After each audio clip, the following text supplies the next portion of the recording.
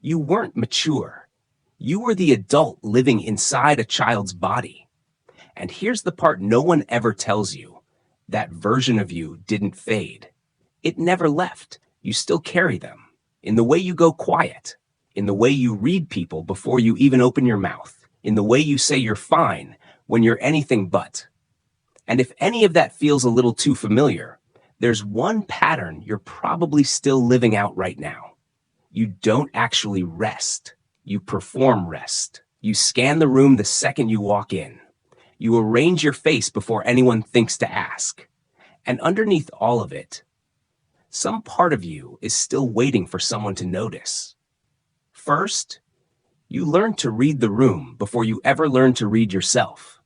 You were little. Maybe it was the dinner table. Maybe it was a door closing just a little too hard. Maybe it was watching someone's face shift in a way you couldn't name. But your whole body knew before your brain caught up. Something is wrong. You didn't have the words for it.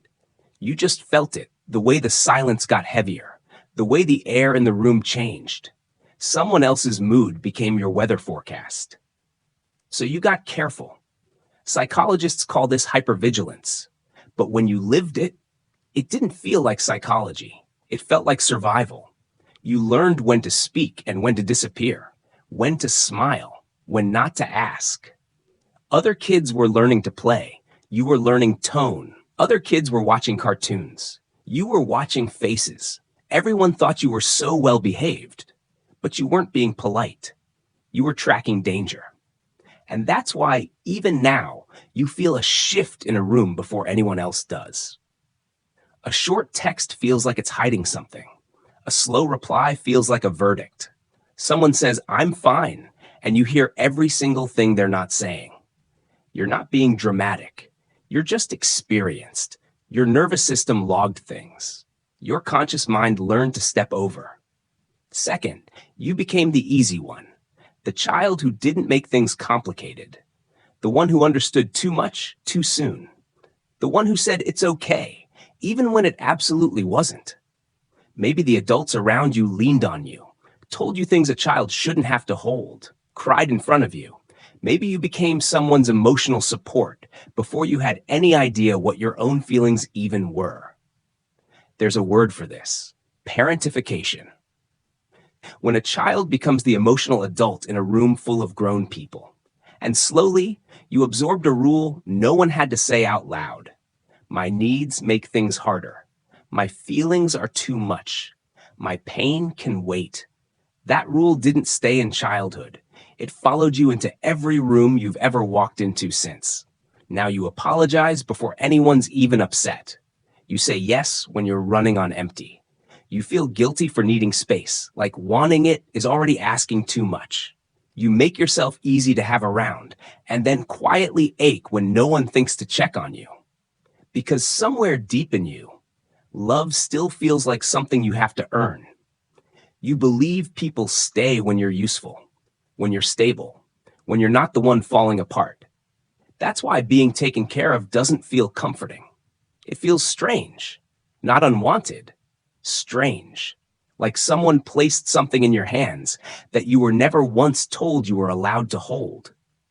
Third, you became strong before you ever felt safe.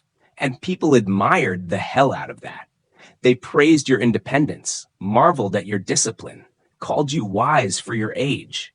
What they didn't see was the grief living just underneath it. Because strength, when it's forced on you young enough, stops being a quality. It becomes a costume. And you wear it so convincingly that people stop looking for what's underneath. You handle things alone. You don't ask. You say, "I've got it," even mid-collapse. And when someone actually tries to help you, you don't soften, you brace. Because letting someone in feels less like relief and more like exposure, like debt, like setting yourself up for a disappointment you can already see coming. So you keep carrying it. The bags, the problems, the emotions, yours and everyone else's. You become the one people lean on. But here's what nobody talks about. When you're forced into strength before you're ready for it, softness starts to feel like a threat. Rest starts to feel irresponsible. Peace starts to feel like you're missing something. Love starts to feel temporary. And joy starts to feel like something sitting on borrowed time. Fourth, you learn to bury your real reaction. You don't fall apart in front of people. You go quiet. You go numb. You file it away and function. And then later, alone in the shower, or driving, or staring at the ceiling at 2 a.m., it all comes flooding back. And you can't figure out why something small completely wrecked you. A message that felt colder than usual. Someone forgetting something small. A friend canceling plans last minute. A tone that was just slightly off. It's not about that moment. It never was. It's every moment like it, stacked underneath. It's that kid inside you quietly asking, am I being left again? That's the real reason you overthink. Not because you want to suffer. Because your brain learned that if you see it coming early enough, maybe it won't take you out. If you brace for the loss before it arrives, maybe you'll still be standing after. But that kind of survival is exhausting, especially when there's nothing actually coming. And this is where it gets hard to sit with. You might not miss your actual childhood. You might be grieving the one you never got to have. The one where someone else watched the room so you didn't have to. Where someone noticed when you went quiet. Where someone actually said the words, you don't have to be strong right now. That absence doesn't just fade. It lives in your chest like a dull pressure. It shows up as a kind of shame-soaked jealousy when you see someone else being taken care of, when you watch someone completely fall apart and still be loved all the way through it, when you see someone ask for help and not apologize once. You don't resent them. You're mourning something that felt out of reach for you. And maybe that's why you feel decades older than you are, but not always whole. You can function.